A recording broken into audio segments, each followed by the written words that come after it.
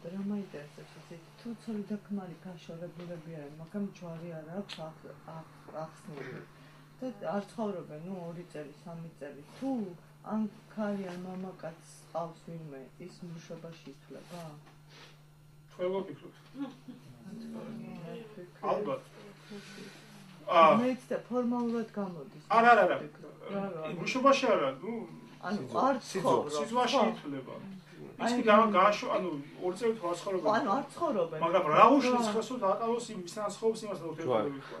ჯვარი არ აქვს აყრილი. არა, გასაგებია რა უშლის ხელს იმ ვისთანაც ახალ ურთიერთობები დაიწყო, მასთან დაატოვოს თავისი ურთიერთობა.